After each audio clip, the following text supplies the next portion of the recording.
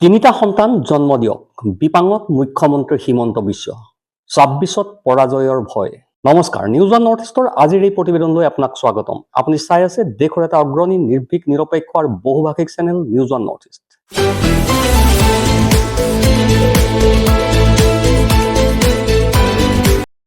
News one north ইষ্টৰ মাধ্যমেৰে আমি কেৱল বাতৰি সম্প্ৰচাৰ কৰাই নহয়, ইয়াৰ আঁৰৰ প্ৰকৃত সত্যও আপোনাৰ সন্মুখত তুলি ধৰিবলৈ চেষ্টা কৰোঁ। যিবিলাক বাতৰি গুডি মিডিয়াই আপোনাৰ সন্মুখৰ পৰা সদায়ে লুকুৱাই ৰাখে, আৰু আজি আমি আপোনাক গুডি মিডিয়াই নেদেখুওৱা গুডি মিডিয়াই গাপ দি ৰখা কেতবোৰ দৃশ্য দেখুৱাম। আজিকালি ভাৰতীয় জনতা পাৰ্টিৰ নেতা আৰু বিজেপিৰ সকলো এজেণ্ট বাবা ব্যস্ত হিন্দু জনসংখ্যা বৃদ্ধিত। সকলোৱে এতিয়া জ্ঞান বাতিবলৈ আৰম্ভ কৰিছে। হিন্দুসকলৰ ইমানটা সন্তান হ'ব লাগে, হিন্দুসকলে ইমানটা সন্তান জন্ম দিব লাগে। জীৱনত এটাও সন্তানৰ পিতৃ নোহোৱা RSSৰ মোহন ভাগৱতেও কৈছে যে প্ৰত্যেকগৰাকী হিন্দু লোকৰ কমেও ৩টা সন্তান থাকিব লাগে। নৱনীত ৰাণাৰ কথা আপুনি ইতিমধ্যেই জানে। মহাৰাষ্ট্ৰৰ ৰাজনীতিবিদ, প্ৰথমে নিৰ্দলীয় প্ৰাৰ্থী হিচাপে প্ৰতিদ্বন্দ্বিতা কৰি জয়ী হৈছিল, তাৰ পাছত ভাৰতীয় জনতা পাৰ্টিৰ হাতত পৰাস্ত হয়। চিনেমাতো অভিনয় কৰিছিল তেওঁ। নৱনীত ৰাণাৰো এটা ভাষ্য আহি পৰিছে। कि ये 19 बच्चे पैदा कर रहे हैं तो हम किमान 3 से 4 बच्चे ये हिंदुस्तान में हम सब हिंदू भाइयों ने बहनों ने हमने करना चाहिए। ये हिंदुस्तान को पाकिस्तान बनाने के राह पे चल रहे हैं, तो हमको हमारे हिंदुस्तान से अगर प्रेम होगा, ये 19 बच्चे कर रहे हैं तो हमने जरूर 3 से 4 बच्चे जरूर सबने करने चाहिए। তেওঁ কমেও ৩টা বা তাতোতকৈ অধিক শিশুৰ জন্ম দিয়াৰ পোষকতা কৰিও এক বিবৃতি দিছে। এই ভাষ্য শুনাৰ পাছত আমি নৱনীত ৰাণাৰ পৰিয়ালৰ বিষয়ে তথ্য বিচাৰিছিলোঁ। এওঁতো এগৰাকী নেত্ৰী, গতিকে এওঁলোকৰ পৰিয়ালৰ সকলো তথ্য অনলাইনত উপলব্ধ। মই গম পালো যে তেওঁৰ বৰ্তমানৰ বয়স ৩৯ বছৰ আৰু মাত্ৰ 2টা সন্তান আছে, এজন ল'ৰা আৰু এজনী ছোৱালী, হাম দো আৰু হামাৰা দো।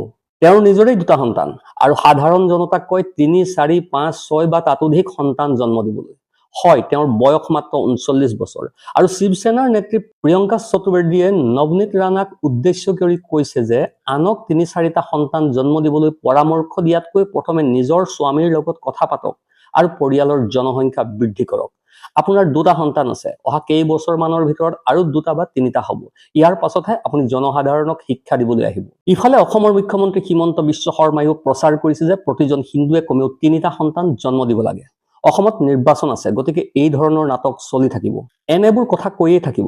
হিমন্ত বিশ্ব শৰ্মা মুখ্যমন্ত্ৰী, গতিকে তেওঁৰো পৰিয়ালৰ সকলো তথ্য ৰাজহুৱা হৈয়ে আছে। তেখেতৰো 2টা মৰম লগা সন্তান আছে, হাম দো হামাৰা দো। কিন্তু তেখেতেও জনতাক 3টা, 4টা, 5টা সন্তান জন্ম দিবলৈ পৰামৰ্শ দিয়ে। ইয়াৰ পৰাই স্পষ্ট হৈ পৰে যে ভাৰতীয় জনতা পাৰ্টিৰ নেতাসকলে সদায় কিয় আনক বিপৰীতমুখী কথা কয়। গোৰখপুৰত সাংসদ তথা প্ৰাক্তন চলচ্চিত্ৰ অভিনেতা ৰবি কিষণে 2022 চনত সংসদত ব্যক্তিগত বিধেয়ক গৃহীত কৰিছিল, য'ত মাত্ৰ 2টা শিশুকহে অনুমতি দিয়া হৈছিল। এতিয়া যেতিয়া সচেতন জনতাই তথ্য সংগ্ৰহ কৰিবলৈ আৰম্ভ কৰিলে, তেতিয়া স্পষ্ট হৈ পৰিল যে ৰবি কিষণৰ আচলতে 4টা সন্তান আছে। গতিকে যিসকলৰ 4টা সন্তান আছে তেওঁলোকে মানুহক 2টা সন্তান জন্ম দিবলৈ কৈছে, আৰু যিসকলৰ 2টা সন্তান আছে তেওঁলোকে মানুহক 4টা সন্তান জন্ম দিবলৈ কৈছে। কি আচৰিত পাৰ্টি, যি এতিয়াও বিয়াই পতা নাই তেওঁ হিন্দু জনতাক 3টা সন্তান জন্ম দিবলৈ কৈছে, আৰু যিসকলৰ 2টা সন্তান আছে তেওঁলোকে হিন্দু জনতাক 4টা সন্তান জন্ম দিবলৈ কৈছে, আৰু যিসকলৰ 4টা সন্তান আছে তেওঁলোকে মানুহক 2টা সন্তান জন্ম দিবলৈ কৈছে। মানে আচৰিত কথা, বৰ আমোদজনক কথা। এইখন চৰকাৰৰ শাসনত চিকিৎসা সেৱা ধ্বংস হৈ পৰিছে, চৰকাৰী চিকিৎসা ব্যৱস্থা ধ্বংস হৈছে, আৰু শিক্ষা চৰকাৰী বিদ্যালয় ধ্বংস হৈছে, অহৰহভাৱে বন্ধ কৰা হৈছে। এতিয়া সন্তান যদি জন্ম হয় তেন্তে সন্তানটিক কি কি প্ৰয়োজন হৈ পৰিব? সন্তানটিক স্কুললৈ পঠাব লাগিব, স্কুলৰ মাচুল দিব লাগিব, অসুস্থ হলে চিকিৎসা কৰোৱাব লাগিব, জন্মৰ সময়তো তেওঁক চিকিৎসালয়ত ভৰ্তি কৰিবলগীয়া হয়, চিকিৎসা কৰোৱাব লাগিব। কিন্তু চৰকাৰে এইবোৰৰ ক্ষেত্ৰত একো ব্যৱস্থা নলয়, একোৱেই বিনামূলীয়া নহয়। মানুহৰ অৱস্থা এনেকুৱা যে কৰ্মসংস্থাপন নাই, নতুন চাকৰি পোৱা নাযায়। প্ৰধানমন্ত্ৰীয়ে আকৌ কৈছে পকৰা বিক্ৰী কৰি জীৱিকা উপাৰ্জন কৰক। গতিকে জন্ম হ'বলগীয়া 3-4টা সন্তানক কোনে খুৱাব? চৰকাৰে তেওঁলোকক খুৱাব? তেওঁলোকৰ শিক্ষাৰ খৰচো চৰকাৰে নিদিয়ে, নতুবা তেওঁলোকৰ ৰোগৰ চিকিৎসাৰ ব্যৱস্থাও নকৰে, নতুবা চৰকাৰে তেওঁলোকৰ খাদ্যৰ মূল্যও নিদিয়ে। 5 কেজি চাউলৰ মোনা এটা হাতত ধৰাই দিব আৰু ক'ব যাওক এইটোৰে জীয়াই থাকক। আমাৰ এজন বন্ধু ইউৰোপত থাকে, আমি প্ৰায়ে তেওঁৰ লগত কথা পাতো। তেওঁক এদিন মই ইউৰোপত টেক্স ৰেটৰ কথা সুধিছিলো। তেওঁ ক'লে ইউৰোপত টেক্স ৰেট বহু হাই। তেওঁ ক'লে হয় কৰ বেছি, কিন্তু চাওক ইয়াৰ ৰাস্তাবোৰ উৎকৃষ্ট মানদণ্ডৰ, পৰিবহনৰ খৰচ কম, শিক্ষা বিনামূলীয়া, মেডিকেল আজীৱন ফ্ৰী। জ্বৰ হওক বা কেঞ্চাৰেই হওক, ইউৰোপত চিকিৎসা সকলোৰে বাবে বিনামূলীয়া।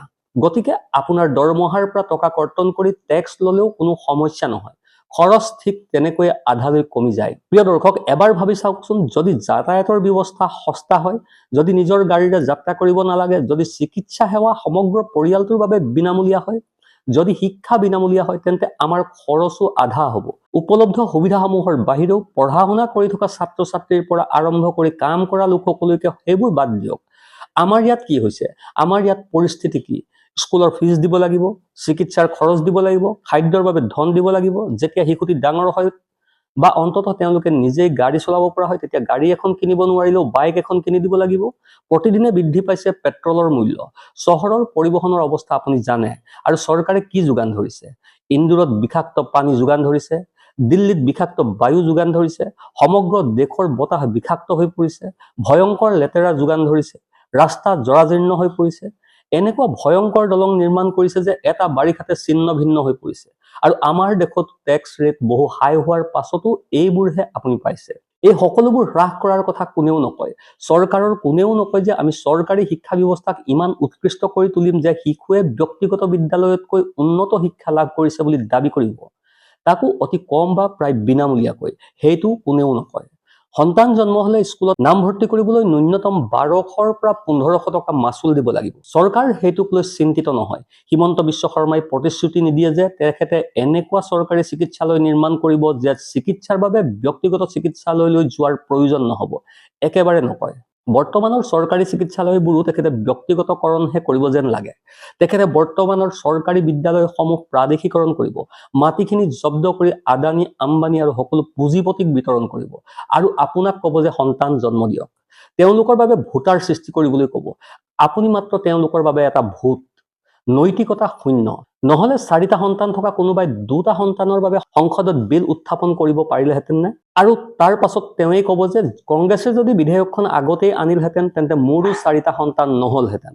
তেন্তে তেখেতেও 4টা সন্তান জন্ম দিয়াৰ বাবে কংগ্ৰেছ দায়ী নেকি? আচৰিত। আৰু 2টা সন্তান থকা কোনোবাই কৈছে 4টা সন্তান হওক, 6টা সন্তান হওক, 3টা সন্তান হওক। আমাৰ দেশত এই ৰাজনীতিকসকলে পৰামৰ্শ দিবলৈ আৰু একো বাকী নাই। মাত্ৰ কিমান সন্তান জন্ম দিব লাগে সেই বিষয়েহে পৰামৰ্শ দি থাকে। মুছলমানৰ সংখ্যা বৃদ্ধি পাইছে, মুছলমানৰ সংখ্যা বৃদ্ধি পাইছে। চৰকাৰী তথ্য অনুসৰি এই সকলোবোৰ আজে বাজে কথা। চৰকাৰী তথ্য অনুসৰি হিন্দু আৰু মুছলমান উভয়ৰে জনসংখ্যা বৃদ্ধিৰ হাৰ প্ৰায় সমান। আপোনাৰ চাৰিওফালে চাওক, শিক্ষিত মানুহৰ হিন্দুৱেই হওক, মুছলমানেই হওক, শিখেই হওক, খ্ৰীষ্টানেই হওক, তেওঁলোকৰ 2টা বা এটা সন্তান আছে। তেওঁলোকে তেওঁলোকক ভাল শিক্ষা প্ৰদান কৰে, তেওঁলোকে নিজৰ স্বাস্থ্যৰ সম্পূৰ্ণ যত্ন লয়, তেওঁলোকে সন্তানৰ যত্ন লয়, আৰু তেওঁলোকে নিজৰ সন্তানে উত্তম কৰ্মসংস্থাপন পোৱাটো নিশ্চিত কৰিবলৈ চেষ্টা কৰে। এতিয়া দৰিদ্ৰ মানুহো ইমানেই সচেতন হৈ পৰিছে যে তেওঁলোকেও 1টা বা 2টা সন্তানহে জন্ম দিয়ে। কালিলৈকে এই একেখিনি মানুহেই কৈ আছিল জনসংখ্যা ইমান বৃদ্ধি হৈছে, আমি কেনেকৈ চিষ্টেম চলাম। আৰু আজি তেওঁলোকেই কৈছে যে জনসংখ্যা হ্ৰাস নকৰিব, বৃদ্ধি কৰক। আমি সকলোৱে জানো যে দেশৰ বাবে জনসংখ্যা কিমান ডাঙৰ সমস্যা। জনসংখ্যাই দেশৰ ওপৰত কিমান হেঁচা প্ৰয়োগ কৰে আমি সকলোৱে জানো। কিন্তু দেশৰ লগত তেওঁলোকৰ কোনো সম্পৰ্ক নাই, উন্নয়নৰ লগত তেওঁলোকৰ কোনো সম্পৰ্ক নাই। তেওঁলোকে কেৱল ভোটৰ ৰাজনীতি কৰিব বিচাৰে। তেওঁলোকে হিন্দু মুছলমানৰ মাজত ঘৃণা বিয়পাব বিচাৰে। সেইবাবেই তেওঁলোকৰ ভাষণত কিমান সন্তান জন্ম দিব লাগে আৰু কিমান সন্তান হ'ব লাগে সেই কথা কয়। কিন্তু ভাৰতৰ জনতা সচেতন। কোনোবা নেতাৰ শ্ৰুতলিপি মানি কোনেও সন্তান জন্ম নিদিয়ে। কিন্তু এবাৰ ভাবি চাওকচোন, দেশ সমাজ জাতি উন্নয়নৰ পৰিৱৰ্তে সন্তান জন্ম দিয়াৰ কথা কোৱা নেতাহে আমাৰ ভাগ্যত আছিল নেকি? আমাৰ কিমান সন্তান হ'ব লাগে সেই কথা কোৱাসকল কিমান দুৰ্নীতিগ্ৰস্ত। তেওঁলোকে কিন্তু নিজৰ পৰিয়ালটো ভালদৰে ছেট কৰি ৰাখিছে। হিমন্ত বিশ্ব শৰ্মাৰ তেওঁৰ পত্নীৰ ওপৰত ইডিত গোচৰ চলি আছিল, তদন্ত চলি আছিল। যেতিয়া তেওঁ দলবাগৰি বিজেপিলৈ গ'ল তেতিয়াই তদন্ত বন্ধ হৈ গ'ল। লাখ কোটি টকা সঞ্চয় হৈ আছে। নিজা সন্তানৰ ভৱিষ্যত উজ্জ্বল, সুৰক্ষিত। তেওঁলোকৰ সন্তানক এই দৃশ্যবোৰত পশ্চিমীয়া সাজ পোছাকত দেখা গৈছে। ইয়াৰ পাছতো কিন্তু তেওঁলোকে যেন আপোনাৰ সন্তান আৰু আপোনাৰ ঘৰখন ধ্বংস কৰাৰ ঠিকাহে লৈছে। দেৰাদুনত ত্ৰিপুৰাৰ এগৰাকী ছাত্ৰক প্ৰহাৰ কৰি হত্যা কৰা হ'ল, কিন্তু হিমন্ত বিশ্ব শৰ্মা মৌন হৈ থাকিল। তেখেতটো উত্তৰ পূবৰে। তথাপিও কিৰেণ ৰিজিজুৱে কৈছে চিন্তাটো এইটো নহয় যে এই লোকসকলে দেশখনক ডুবাই দিয়া ঘৃণাৰ জোৱাৰত শিশুসকলৰ সুৰক্ষা কঠিন হৈ পৰিছে। তেওঁলোকৰ চিন্তাটো হ'ল সন্তান আৰু বেছি হ'ব লাগে আৰু তেওঁলোকৰ ভোটাৰ বাঢ়িব লাগে। কিন্তু ভাৰতৰ জনতা ইমান পাগল নহয় যে এনেকুৱা পৰামৰ্শ মানি ল'ব। কিন্তু যদি আপুনি এতিয়াও তেওঁলোকৰ পৰামৰ্শ উপযোগী বুলি ভাবে আৰু আপুনি যদি তেওঁলোকৰ পৰামৰ্শ মানি ল'বলৈ ওলাইছে, তেন্তে এবাৰ ভাবি চাওক, আপোনাৰ দৰমহা আৰু আপোনাৰ ষ্টেটাছ, 3টা সন্তানক ভাল শিক্ষা, ভাল চিকিৎসা সেৱা, ভাল চাকৰি আৰু কোচিঙৰ খৰচ প্ৰদান কৰিবলৈ যথেষ্ট নেকি? ভাবি চাওক, তাৰ পাছত নিজৰ সিদ্ধান্ত লওক আৰু লগতে সন্তান জন্ম দিয়া এগৰাকী মহিলাৰ অৱস্থাৰ কথাও বিবেচনা কৰক। এই লোকসকলে নাৰীক সন্তান জন্ম দিয়া যন্ত্ৰলৈ ৰূপান্তৰিত কৰিব বিচাৰিছে।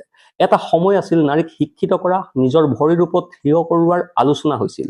কিন্তু এতিয়া তেওঁলোকেই শ্লোগান দিয়ে যে বেটি বঢ়াও বেটি বচাও। এই শ্লোগান দি তেওঁলোকে নাৰীক সন্তান জন্ম দিয়া যন্ত্ৰলৈ ৰূপান্তৰিত কৰিবলৈ চেষ্টা কৰিছে। ব্যক্তিগত পৰ্যায়ত হলেও ভাবি চাওকচোন, ইমান নিকৃষ্ট কথাৰ উত্তৰ দিয়াটো কিয় প্ৰয়োজনীয়? এইখিনিতে আপোনালৈ আমাৰ এটি বিনম্ৰ অনুৰোধ আছে। এই ভিডিঅ'টো আপুনি লাইক কৰক, আমাৰ এই নিউজ ওৱান নৰ্থ ইষ্ট চেনেলটো ছাবস্ক্ৰাইব কৰক আৰু আপুনি ক'ৰ পৰা আমাৰ এই ভিডিঅ'টো চাইছে কমেণ্টত জনাওক। আপোনাৰ বাবে এইটো 1 ছেকেণ্ডৰ কথা, কিন্তু আমাৰ বাবে ই আটাইতকৈ ডাঙৰ শক্তি আৰু উৎসাহ। আপোনাৰ সহযোগিতাই আমাক সত্য উদ্ঘাটনৰ ক্ষেত্ৰত বহু সাহস যোগায়। তলৰ কমেণ্ট ছেকশ্যনত আপোনাৰ মনৰ কথা শ্বেয়াৰ কৰিব, কাৰণ আপোনাৰ কণ্ঠই হৈছে আমাৰ মূল শক্তি। Bureau' report, news one north east.